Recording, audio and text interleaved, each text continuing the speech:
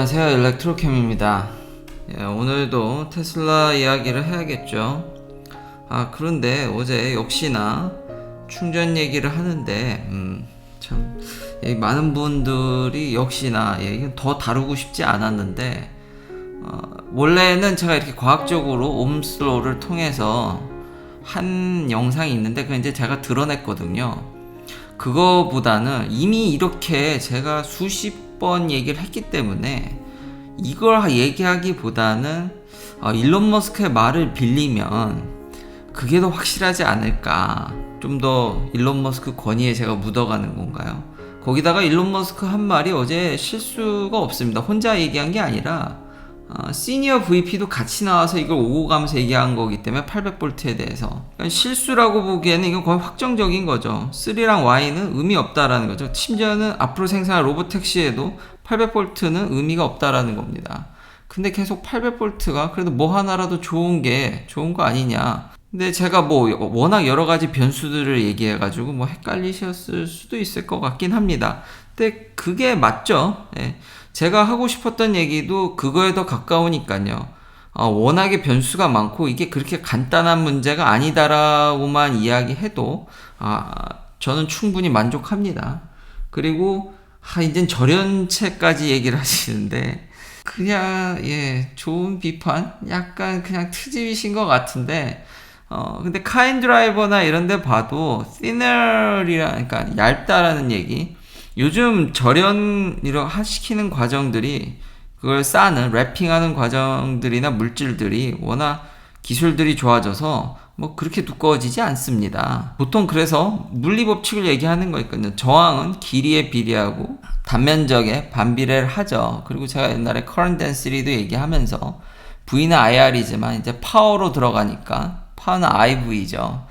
그렇기 때문에 단면적을 줄이게 되면 커런트가 내려가는 거죠. 그러니까 더 높은 고전압을 해서 커런트 양을 줄이니까 요 안에 그러면 저도 더 정확히 메탈로 하겠습니다. 그래서 이제 무게를 감소시킬 수 있는 겁니다. 메탈 양이 줄어드니까. 근데 여기다가 절연체 얘기를 넣는 거는 말 나온 김에 이건 물리법칙하고 다른 게 요즘 V3 슈퍼차저 그리고 고전압 시스템 이제 하이 볼티지 익스트림 하이 패스트 DC 차징이죠. 그건요 커런트를 엄청 흘려야 되기 때문에 옛날에 제가 이거 얘기했을 때는 나는 1000짜리 해도 쉽게 핸들링 한다 하는데 일반적으로 그런 거 못 씁니다. 지금 테슬라도 이 케이블은 얄쌍하게 만들면서 핸들링 좋게 하면서 사용자 편의를 고려한 거죠. 충전을 용이하게 하려다 보니까 여기다 쿨런트를 흘립니다. 그러니까 라인 주변에 이 전자가 많이 흐르니까 이게 히팅이 되거든요. 그렇기 때문에 이걸 식히기 위해서 이제 물은 위험하죠. 약간 부도체에 가까운 액체를 흘린다라든지 이런 기술들, 리퀴드 쿨링 케이블들이 많이 활용되고 있습니다. 그러면 케이블을 얇게 하면서 에너지가 좀 낭비되는 거죠, 사실. 그게 또 어려운 문제긴 한데, 그러니까 보십시오. 이게 어렵다는 얘기입니다. 그렇게 해서 이제 핸들링도 좋게 하면서 고압을 넣는 건데, 이런 것까지 확장해서 얘기를 하시면, 이런 변수도 있다라는 점, 더 확장하면. 그러니까 제가 하고 싶은 얘기는 이게 최적화를 하려면 변수가 굉장히 많다라는 겁니다. 이 옴스로를 따르려면은 전자가 자유롭게 여기 안에서 움직이는 상황에서나 가능하지, 지금 아이오닉 5와 지금 테슬라의 모델 3 Y랑 심지어 이제 플레드, 저는 롱레인지입니다. 플레드의 충전 곡선도 비교해 드릴 텐데요. 그래서 800V 쓰셔서 나아지셨습니까? 이게 어렵습니다. 이게 충전하는 게 도처가 다 지뢰밭입니다. 이 곡선만 보더라도요. 테슬라는 초반부터 뛰죠. 250으로. 근데 아이오닉 5는 못 뜁니다. 당연히 못 뛰죠. 서드 파티를 뭘 믿고 그걸 그대로 때려 박으면은 배터리 터지라고요. 서로 커뮤니케이션이 안 되기 때문에. 그리고 800V를 쓴다 할지라도 이렇게 초반에 버려지는 게 큽니다. 나중에 뒤에 아주 뒷심을 발휘해서 굉장히 빠르죠. 현대가 이거는 800V 이점이 있지만 실제 소비자가 체감하기에는 그게 그렇게 와닿지 않습니다. 자, 테슬라 슈퍼차저를 제가 클릭하는 순간 배터리를 데워버립니다. 왜냐면 서로 아주 시뮬테니어스, 그러니까 아주 부드럽게 서로 완벽히 커뮤니케이션이 되니까 네가 충전하러 오는구나, 배터리 되어가지고 최적 상태로 올리죠. 아직까지 그 외 회사들은 충전과 차가 소통이 원활하지 않아서 서로 간보는 과정이라든지 이런 게 있기 때문에, 근데 많이 이걸 통폐합한다고 포드나 GM도 얘기를 하고 있기 때문에 차차 나아지겠죠. 이런 시간들이 몇 분씩 됩니다. 그리고 테슬라는 철저히 슈퍼차저를 초반에, 그러니까 급한 불을 끄기 위해서 이렇게 고압으로 밀어넣기 때문에 이거 비온이 테스트 했었죠. 유럽에서 강제로 200으로 다운시키면 이게 더 길어집니다. 이 곡선도 특정 상황과 배터리 온도와 지금 테슬라 슈퍼차저를 어떻게 꽂았는지에 따라서 변합니다. 이것도 그러니까 벌써 곡선이 변수예요. 다 조절할 수 있는 겁니다. 그러니까 소비자한테 얼마나 좋은 경험을 맞춰주냐에 지금 초점이 돼 있냐라는 거죠. 800V냐가 중요한 게 아니라, 당연히 다른 조건이 다 똑같다면 800V가 낫겠죠. 근데 그 다른 조건이 한두 개가 아니라 지금 충전하는 데만 개입하는 것만 해도 수십여 가지입니다. 그것들이 우리가 충전을 빨리 하고 못하는 거에 영향이 너무 크기 때문에, 그러면 제조사 입장에서는 소비자가 내가 돈을 들인다 할지라도 별로 느끼질 못할 테고 변수가 많으니까 최적화가 더 중요하다라는 거죠. 그러니까 아무 이득 없다, 빵이라고 얘기를 하는 거지 않습니까? 이거 그냥 돈 버리는 일이라니까요. 너무 변수가 많고, 세상에 일론 머스크 하는 얘기에 나중에 뭐 800V 가면 간다? 그렇지 않습니다. 이미 계산상에 답이 나와 있는 문제이기 때문에, 배터리가 끝내주게 발전하지 않는 한, 이것 보십시오. 이게 맞아 들어가려면은 배터리의 state of charge, 이게 배터리가 전자가 차면서 저항이 바뀝니다. 이미 그것만 바뀝니까? 계속 화학 반응이 디스차지했다 차지했다 하면서 얘 저항 자체도 다 바뀌죠. 이 변수가 이게 뭐 한두 가지입니까? 그리고 저도 사실 이 얘기를 이제는 지겨워서, 그리고 저는 이미 모델 S 롱레인지를 산 뒤로는 이거에 큰 감흥이 없습니다. 저는 사실상 그러던가 말던가. 자, 여기 나오면 플레드는 200까지 떨어지는데 거의 40%를 채워야 됩니다. 야, 장난 아니죠? 3랑 Y 대비해서 지금 모델 S는 18650인데도 이렇게 세게 밀어넣는데 엄청 빠른데, 이게 체감이 안 되시죠? 이거 플레드 기준입니다. 꽉 찼을 때 348마일이죠. 전 400마일이 넘습니다. 그러니까 여기서 10% 정도 더 해줘야죠. 전 10분만 차지해도 킬로미터로 환산하면은 200km가 넘게 갑니다. 10분에.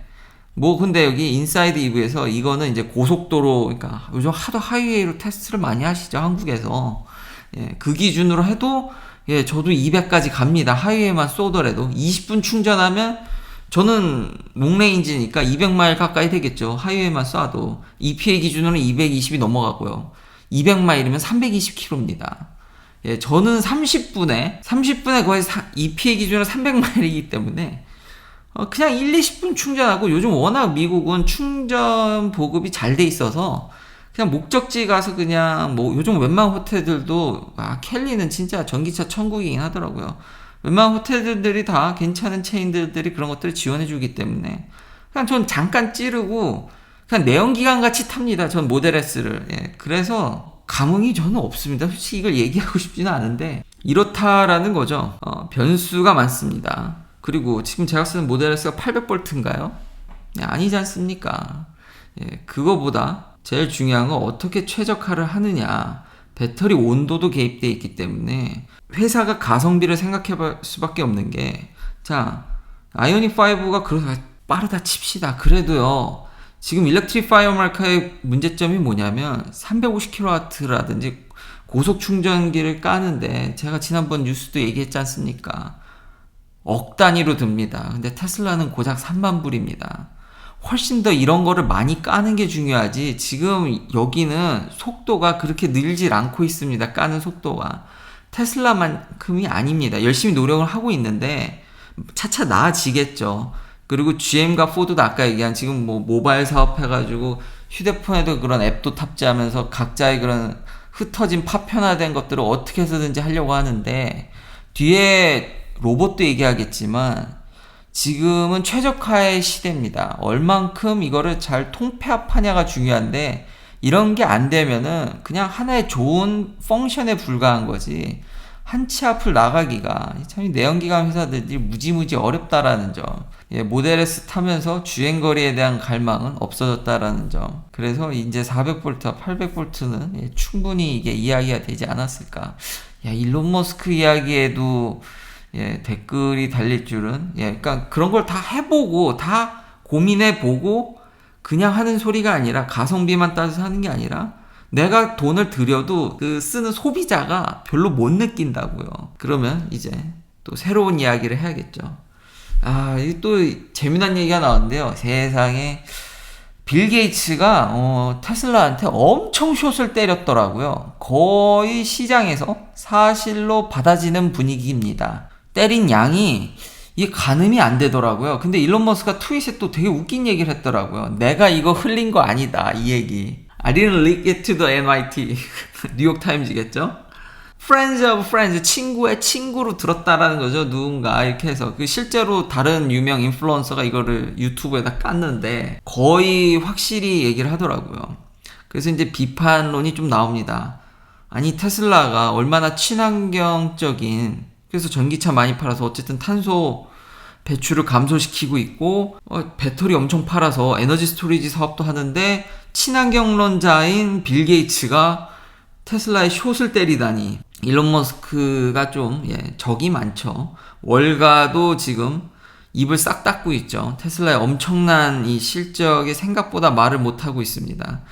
관계가 일론 머스크가 근데 월가를 좀 이렇게 낮게 보는 경향이 있는 것 같습니다. 저도 자꾸 일론 머스크를 또 팔로우하다 보니까 그런 걸로 치우치는 것 같긴 한데, 그러니까 일종의 그냥 중개 정도인이지 그렇게까지 이렇게 평가를 안 하는 것 같긴 합니다. 좀 여태 다른 스타트업 CEO들과는 다르죠. 자금 조달이나 이런 것들이 중요하기 때문에 좋은 관계를 유지하려고 하는데 일론 머스크는 좀 그거랑 살짝 벗어나 있죠. 여튼 돌아와서 그 빌 게이츠 숏인 지금 현재 남은 양인 것 같은데 그러니까 확실한 건 하나도 없습니다. 왜냐면 빌 게이츠 인터뷰하는 영상들 보십시오. 사람들이 그래서 숏을 쳤냐고 계속 묻는데 저도 인터뷰를 봤는데 표정이나 이 말이 무슨 말을 하는지 못 알아듣겠더라고요. 저는 어물쩡 막 그런 걸 보면서 하긴 했나 보구나. 아니라고 저번에 기사로만 봐서 했겠어라는 생각을 했는데 실제 영상을 몇 개 보니까 표정이 그리고 실제 남은 양이 500,000이면 5천억입니다. 5천억. 아니구나. 지금 환율은 6천억인 건가요? 이 계산도 잘 안 됩니다. 저번에 제가 이거 숫자로 실수했죠. 그래서 half billion이라고 하겠습니다. 빌리언 달러. 이거 어마무시한 겁니다. 아무래도 그런 개인적인 어떤 방향보다는 일론 머스크가 좀 다른 CEO들과는 다른 점과 좀 이렇게 공격적인 면들이 좀 있죠. 이렇게 딱 그 실행력이 남한테는 공격적으로도 보일 수도 있는데, 진짜 한번 이걸 보시면은 빌 게이츠가 그게 소문이고 아닌 줄 알았는데 뒤늦게 이렇듯 대가들도 물론 이 정도 돈이 빌 게이츠의 아무것도 아니겠지만 참 옛날에 밝혀진 거와는 또 이렇게 시간이 지나니까 다르게 나온다는 점. 그리고 정말 비밀은 없고 이젠 더 이상 탑 시크릿도 아닌 것 같다라는 일론 머스크 말도 나오는 것 같습니다. 자, 다음은 이제 옵티머스 로봇인데요. 일론 머스크가 이거는 계속 어닝콜에 이어서 계속 나오는 거죠. 그때 너무 많은 얘기를 해서 일론 머스크는 어닝콜에 안 나온다고 그러더니 그냥 계속 나오네요. 역시 그 마이크로 매니징에 자기는 더 중요한 일을 하겠다고 하지만 모든 일에 다 이제 개입을 하려는 그러니 같이 일하는 사람들이 갈려 나가겠죠. 마이크로 매니징의 대가인 것 같은데. 이런 옵티머스 로봇이 나오면은 이제 완전 뒤바뀔 거라는 거죠. 앞으로 이제 테슬라의 자동차 그런 전기차 비즈니스보다 어떤 거보다도 이게 더 파급 효과나 이런 게 엄청 크다고 이제 얘기를 했는데 실제로 이게 될지 안 될지는 모르겠지만 어쨌든 제일 큰 거는 지금 자금 조달도 그렇고 테슬라가 제일 중요한데 그러면 전기차죠. 전기차를 아주 옛날에 초기 목표한 대로 자동화해서 만들 수 있는 거냐가 저는 더 초점이라고 보여집니다. 결국은 거기에 투여될 여지가 그러니까 결국 궁극적으로 범용적으로 쓰기 위해서 그건 포장이라고 생각하고 목표라고 생각하고 실익을 보기 위해서는 결국 테슬라 생산에 투여될 게 맞는데 이거 되는 순간 제가 참 걱정하는 게 내연기관 회사들이 정말로 망할 수 있을 것 같습니다. 지금 최근 자동차 회사들의 오토메이션이 어느 정도 수준인가 봤는데 여기 기사에 보면 This is surprising to most people in 2022. 왜냐하면 여전히 사람을 써서 조립을 하기 때문이다. 많은 파트들이. 그러니까 얼마나 최적화를 하고 통폐합이 중요한 게 뭐냐면 밑에서 부품을 받아다 쓰면요. 그 부품을 만들어주는 사람은 그것만 생각을 합니다. 그러니까 그걸 어떻게 하면 싸게 만들까와 그걸 어떻게 하면 최적화시킬 거면 거기에만 국한되기 때문에 큰 그림을 못 봅니다. 그 사람들도 원가를 절약해서 돈을 남겨 먹어야 될 거 아닙니까? 그런 것들을 여러 가지를 뜯어다 붙이다 보면은 이거를 조립하는 것만도 힘들죠.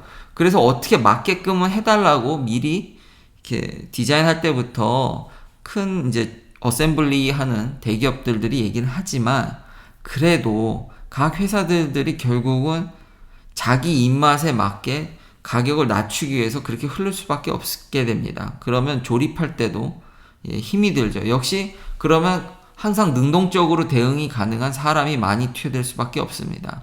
근데 테슬라는 다 통폐합해 가고 있죠. 자동화 논문 쪽을 보면은 사실 로봇이 더 중요하다기보다는 설계 자체가 굉장히 중요합니다. 아무리 레시피를 알아도 그 유명한 3줄짜리 그 명언도 있는데요. 자동화에. 레시피 알아도 자동화 하지 말라고 그럽니다. 손해본다고. 진짜 뼛속 깊이까지 알고 모든 거를 샅샅들이 알고 이거를 다 통합할 수 있을 때 하라고 그러거든요. 그러니까 로봇보다도 이게 어떻게 설계 자체가 되냐가 더 중요한데 테슬라는 생산 설계의 달인이죠. 전 세계 최고입니다. 그래서 옵티머스 로봇은 모르겠는데 범용적 로봇은 저는 이건 목표라고 다시 한번. 근데 생산 혁신은 2024년부터 투여된다고 하는데 만들어서 시범적으로 운영하는데 그것도 목표겠죠. 근데 생산 혁신은 할 수 있을 것 같다. 근데 그에 반해서 현재 내연기관들은 하려고는 하는데 애시당초 그런 설계 자체가 문제가 많기 때문에 하기가 어려운 겁니다. 그러니까 아예 인간 같은 로봇을 만들지 않으면은 지금 현재 자동차 회사들은 자동화가 어렵습니다. 80년대 수준을 못 벗어나는 거죠. 여기서도 결론이 전혀 자동차 회사들이 카 매뉴팩처링에 있어서 그러니까 자동화에 그런 게 보이지 않는다라고 하죠. 지금 아이디어나 이런 것들은 많이 나왔지만 코봇도 제가 얘기했죠. 협동 로봇 그런 것들도 논문도 많이 소개시켜드렸고요. 근데 적용되기가 어려워 보인다라는 거죠. 배터리도 그렇고요. 배터리도 LFP를 많이 쓰는 건 알고 있었는데 지금 새로 생산되는 차의 거의 절반 정도랍니다. 그러면서 이거 어닝콜에도 얘기를 한 건데 뭐 이게 싸거나 뭐 쇼티지 때문이라기보다는 해야 할 일을 한다는 식으로 표현했는데 그냥 제 생각에는 앞날이 어떻게 될지 모르니까 다 대응할 수 있게 한다라는 의미로 받아들였습니다. 그런 얘기 비슷한 게 좀 나오고요. 그러니까 어떤 배터리가 되든지 간에 시장이 요동치니까 다 그때그때 맞게 최적화를 해서 쓰겠다라는 거죠. 어떤 어려운 파고가 와도 세미컨덕터 쇼리지가 오든 배터리 뭐가 오든지 간에 다 맞춰서 쓰겠다라는 겁니다. 진짜 대단합니다. 이 위기 대응 능력이 생산이면 생산, 배터리면 배터리, 아까 충전부터 해서 모든 걸 최적화시키는데 진짜 달인입니다. 달인. 이게 그러니까 다른 회사들이 격차가 벌어지는 게 이거 보십시오. 점유율이 줄질 않습니다. 이게 지금 내연기관이랑 비교해도 이 곡선 보십시오. 어떻게 된 게 미국은 이 기울기를 보자는 거죠. 또 자세히 기울기를. 기울기가 또 나날이 가파라지고 있어요. 이 점유율 올라가는 곡선이. 이걸 그냥 계속 상승하고 있구나 볼 게 아니라 곡선이 이 기울기가 미국은 그래서 무시무시하다고 제가 그래서 체감을 하는 거고요. 유럽도 마찬가지입니다. 유럽도 나 여기서 숭내 여기서 이렇게 그런 얘기가 많았겠죠. 미분값을 보자라는 거죠. 이거 근데 중국은 근데 중국은 코비드 셧다운인 건가요? 아니면 최근 1분기에 그런 제조 날수가 좀 적죠. 공휴일도 껴서. 그러니까 아직은 좀 더 지켜봐야 되겠지만 이 미국 이거 이 기울기를 우린 정확히 보자라는 거죠. 그냥 이렇게 올라갔네 보고 그냥 넘어가지 말고 기울기를 보자는 얘기입니다. 예, 마지막으로 그래서 주식인데요. 진짜 한치 앞을 못 보죠. 지금 시장이 저도 약간 이게 소프트 랜딩, 소프트 랜딩을 이거 한국어로 소프트 랜딩 할 거라고 생각을 했는데, 이제는 75bp, 75 베이스 포인트를 올린다라는, 이런, 진짜 한치 앞을 모르겠네요. 이렇게까지 급하게 올린 줄은 아마 시장에서 약간의 컨센서스는 50겠죠? 50bp 정도로 이제 생각을 했는데, 아니면 50를 길게 가져가거나 아니면 이제는 75도 얘기가 나오니까 시장이 박살이 났는데 테슬라가 1000을 유지하고 있더라고요. 시장은 테슬라가 이 어려움 속에서도 잘 갈 거라는 저는 표시라고 생각이 됩니다. 심지어 5일 기준으로는 1.5% 올랐습니다. 다 내려가고 있는데 이런 시장의 흐름과 반대로 가는, 그러니까 그만큼 테슬라의 어떤 지금 이제 포텐셜이 인정받는 게 아닌가. 옛날에는 스타트업과 비슷하게 시장이 박살나면 다 꼬꼬라졌는데 더 꼬꼬라졌죠. 근데 점점 이런 경우가 많이 관측된다라는 겁니다. 그런 이유가 앞서 제가 이런 이야기한 이유 때문이지 않을까 생각합니다. 긴 영상 시청해 주셔서 감사합니다. 내일도 테슬라 관련 이야기들로 찾아뵙겠습니다.